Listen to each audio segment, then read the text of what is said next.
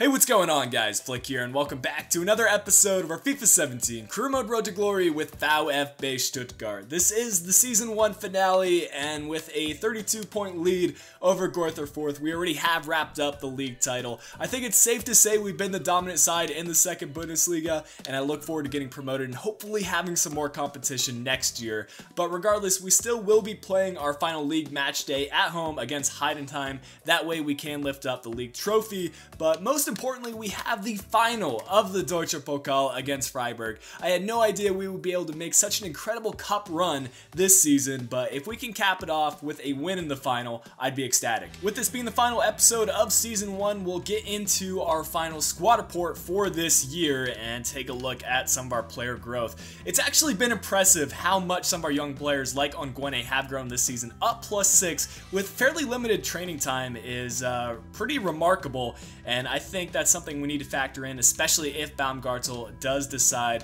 to leave the club next year. So we're going to put a heavy emphasis on our youth. I think that's the best way forward for these Road to Glory style career modes. If you can invest heavily into your youth through player training and just bringing in lots of young players through transfers, usually you can be successful. We'll try our best to emphasize the youth aspect of this career mode through our player training. This month we have spots for Ongwene, Afoy, Özcan, Cortez, and Nunez. Before moving forward into any matches, I want to address our current transfer shortlist. And first off, I saw a great comment from Flip Tip sharing a bit of insight about changing player morale, and we're going to try this out for Timo Baumgartel. Currently, he feels like he's too big for the club, and he is requesting to leave. But what we're going to try doing is adding him to the short loan list. If things work according to plan, we'll loan him out to a club, and upon him coming back, he'll be happy for his morale. And if that works out, that'll be fantastic. But the problem is we may be forced to sell him by the boards. So we have to hope that a club comes in with a loan offer before we're forced to sell. But outside of that, I wanted to address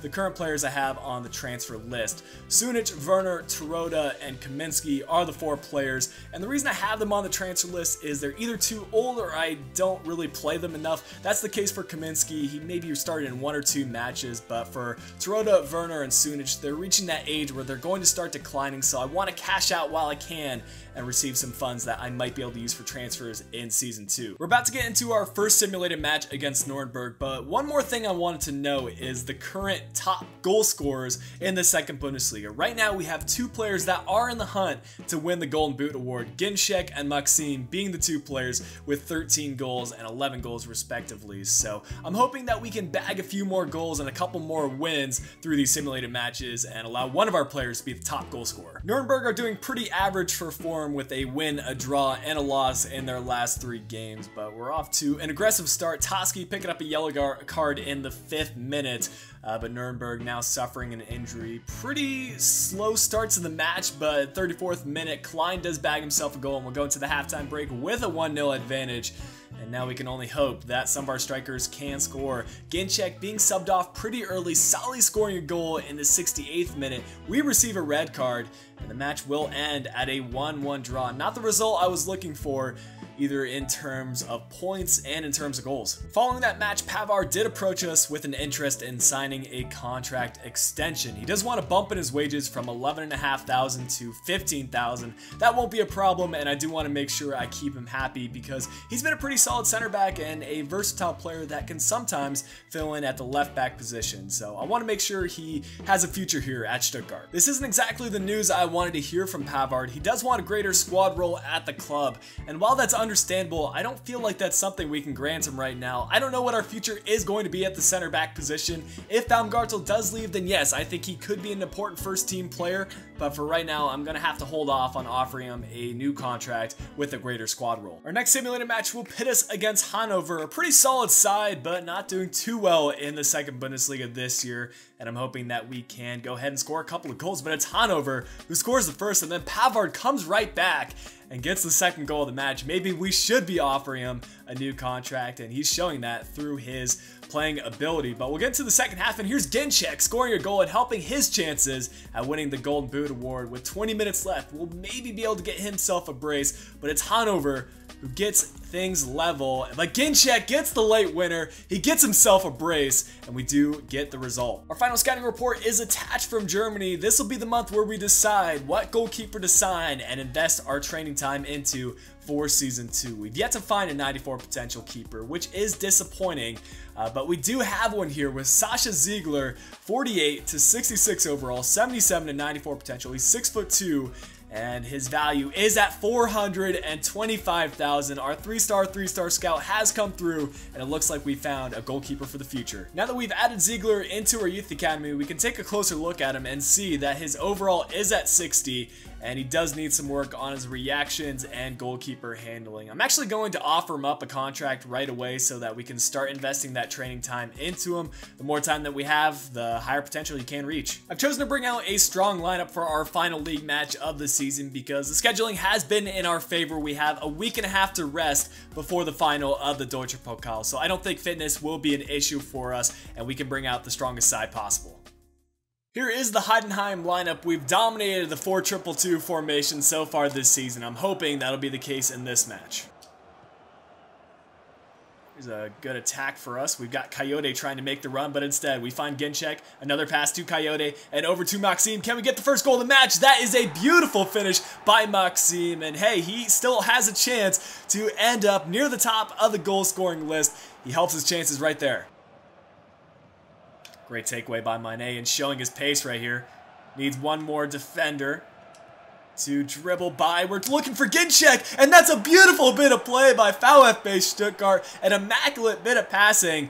And there's Ginczek getting on the goal scoring sheet. It's 2-0 for Stuttgart, 15 minutes into the match.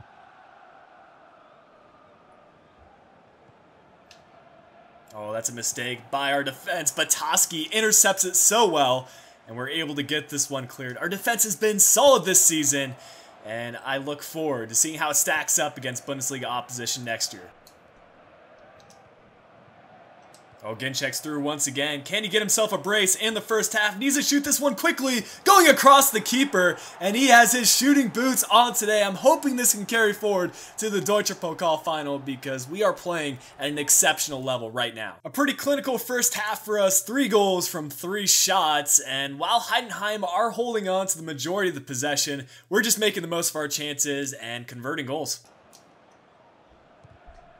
Okay, that's a bit of luck for Heidenheim, but I don't think they're going to make the most of that chance. This is what I mean. These second Bundesliga teams, they're just not good enough to convert on their chances. Great takeaway. And we're looking to find Ginczek here, making that run. Instead, it's Coyote. And he is quick enough to get by the defenders. That needs to be a tap-in goal. And now it's Maxime getting his brace. Our 2-star players, Ginczek and Maxime, they've done so well this year. With that goal, I'm going to make a single change, taking off Mané and bringing on Cortez. I want to have some of our youth incorporated into the trophy celebrations, and Cortez probably has the best chance of developing into a star player. Ball won in the midfield. Well done. Maxime looking for support, and I think that's Gettner providing the option. Maybe you could whip in across. Getting it back inside, now playing it in the middle. Here's Jean Zimmer pushing up from his fullback position over to Maxime. Could get his hat trick here, and he finesses it by the keeper. Not a lot of power on that shot, but very well placed, and that's all you really need.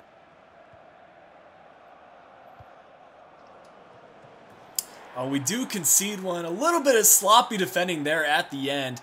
And we eventually had, I think that was Jean Zimmer, marking a taller striker. We're not going to win a lot of those chances. Okay, all of a sudden we're conceding goals for fun. It's a good thing we had a 5-goal aggregate. Otherwise, this would be a lot closer of a match. I think we just need to sit back and see this match out. Well, despite conceding a few late goals, we still end up winning this match, and we get to finally see the trophy celebration. It's been a spectacular year with Stuttgart. We're not done quite yet. We still have that Deutsche Pokal Final to play. But as a whole, this team has been remarkable. We've dominated the second Bundesliga, and I think we can make a fair run in the Bundesliga and compete with some of the larger clubs. We've shown that already through the Pokal, and now we need to show it in the Bundesliga. And here we are. All the players have gathered around the trophy. Of course, we've got our captain, Christian Gettner, lifting it up for us, but a couple of other key players like Coyote has been crucial for us coming off the bench. Our center back partnership with Toski and Baumgartel has been exceptional, And really, the squad depth in this team has probably been its best attribute. And of course, we couldn't have done this without the supporters. You guys made some big decisions that shaped this career mode,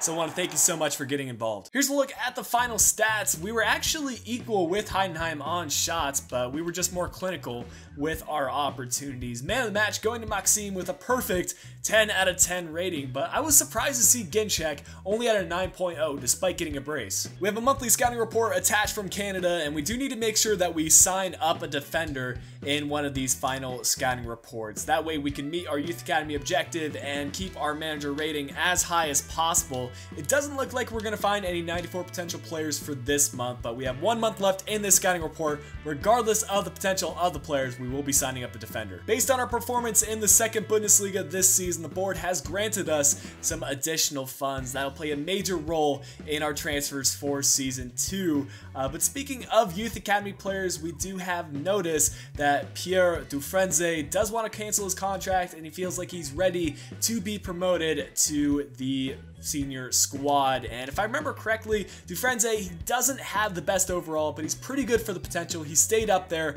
from the 91 to 94, so I will be offering him up a contract. Just as I was about to enter the final of the Pokal, we've received notice from our senior physiotherapist that Takuma Asano can return to training sessions, and he's even approached us saying that he's okay to play in this final match of the season. I don't think I'll be starting him at the left mid position, but I'll feature him on the bench. I'm not looking to take any major risks in the final of the Pokal. This lineup has proved to be effective for us, and you guys believe that we can win this competition. I think so too. We've got a strong lineup, and I think we can win this match. Although I do rate the quality of Freiburg's side, they have struggled in the Bundesliga this season. They are one of the relegation contenders, so I was surprised to match up with them in the final of the Pokal. What a save by Longrek. He's saved us before this season. We need to make sure we get this one cleared. It just keeps on going back to Freiburg, and it's 1-0 for them. We had a few chances to get that one out of the area, but we failed to do so. Freiburg applying the pressure and showing why they've gotten to the final of this competition. There's Coyote making a nice run. Just needs to use his pace now and get by one more defender. Cutting it inside, playing in the middle over to Ginczek, looking to shoot, and that is a rocket of a shot. Daniel Ginczek, again, showing why he's the top goal scorer for the club, and tying this match up in the 16th minute. It's match on. Mane playing it out wide, over to Green, cutting this one inside from his left mid position, but the Freiburg defenders playing pretty well today, and we need to continue to mount that pressure. Here's Hoffler getting by one defender, and we need to contain now. Balut. Maybe we'll be able to cross it from the right side. We need to win this header. Toski getting it cleared. It goes right back to Freiburg, and it trickles just wide. That's well won by Freiburg, and Balut cutting it inside. Toski unable to take it away, but that is our defense coming back strong and recollecting. But here it is, Freiburg. Balut still on the ball, showing some tenacity to create chances for Freiburg. Hoffler inside to Grifo, who might be one of our transfer targets for next year, but for right now, he's going to be our opposition. Maxime starting the attack for us. We've got the run being made. I think this is Christian Gettner. Might not be the quickest, but he's able to set it up with the back heel. Over to Maxime. This is Coyote in front of goal. Just needed to pull the trigger, unable to get the shot off, and that is a chance wasted. Well, we are level going into the halftime break. To be honest, both sides had a chance to get ahead, but missed a few opportunities. It's really anyone's game at this point, and we'll have to play at our best if we do want to see out this match. Now, Maxime and his... Okay, it's a pen. Oh my goodness, Maxime and his heel-to-heel flick has set up so many opportunities this season, and right there, that's a horrible mistake by Freiburg's young defender, and we're able to step up with a penalty kick here. We have Daniel Ginczek in the match, and we'll just see if we can put this off to the keeper's left. And it's going to be saved. Goes right back to Ginczek, and we're unable to follow it off. What a save from the keeper, and he keeps him in the match. Might be onside here. Ginczek scoring up with the defender, and he shoots it on the near post. Right after missing that penalty kick, Ginczek completely erases that from his mind, comes right back, and shoots on the keeper's near post. Well done by him, and we have the advantage. Here's Gunther on the ball, sending in the cross. That's dangerous, but Toski generating enough power on that header to get it cleared. And maybe we can get forward on the counterattack. We've got Ginczek making the run. Has one defender left to beat. And the Freiburg defender able to hold his own and get another attack going. This is just an end-to-end match. And luckily for us, Freiburg puts that one wide. With 20 minutes left, we're going to make a few substitutions to close out this match. Julian Green pretty tired at the left mid position, so we will bring on Asano for him. I'm also going to give Berkay Özkan an opportunity at center attacking mid. And our final substitution will be Terodde coming in for Coyote. I know he's not a similar kind of striker, but Terodde has scored some big goals for us. It's a free kick chance from well outside the 18-yard box. I'm going to try to lay off this pass and maybe do a scoop turn by the defender. It's Terodde getting on his left foot, and he's able to bury that one into the back of the net. We finish off the match with a third goal, and that is why we brought on Terodde. His finishing is on point. Oh, we might be able to make it 4, and okay, that might have been an own goal, but it's Terodde once again being the impact player in this match. Despite the header being right at the goalkeeper, he applied enough pressure and it ends up again in the back of the net. Indeed, that was marked as an own goal, an unfortunate end to the match for Freiburg. And there is the final whistle. We've done it, guys. We've won a competition that I don't think any team thought we had a chance of winning, but we stuck together as a unit, beat some huge opponents, and ended up as the victors. With the lifting of the Pokal, that'll bring an end to a very strong first season with Stuttgart. I think we have a lot of promise in this team, and I think we can do some remarkable things. That will include Europe next season. Now that we've won this competition, we've secured a place in the Europa League. A look at the final stats will show that Freiburg had chances. They just did not get enough shots on target. 2 shots on target from 11 shots is pretty abysmal, and I don't think they deserve to win this match, whereas we scored on 4 of our 5 chances. Man of the match, it's a tough call, but it does go to Daniel Ginczek with a 9.4 rating. Our strike duo with Ginczek and Terodde was pretty much unstoppable. Now, as we start to close out this season, we will have a few logistical things to take care of, including paying the loan fee for Emil Hansen. And I believe I had the fee set to 1 million. We can either decide to confirm that purchase or decline it. I'm actually going to decline it because now that we are in the Bundesliga, I think we can bring in a higher rated replacement player who will be playing likely in the substitute or reserves. We've got Berkay Özkan. Maxim scored a ton of goals this season, so I don't think Emil Hansen will necessarily be needed at this club. Our final scouting report from Canada is in. We're looking to find one player assigned to the defender position. We'll quickly scroll through this and determine which one does suit our team the best, but again, doesn't look like we have any additional 94 potential players here in the club. But Evan Evans, despite having an awesome name, has potential of 69 to 93. Looks like he's either a center back or a right back, and with a value of 325,000, I'm willing to take the risk and sign him up in order to meet our academy objective. With the signing of Evans, that will allow us to complete our youth academy objective and bring our manager rating all the way up to 86. We've done a great job managing this club,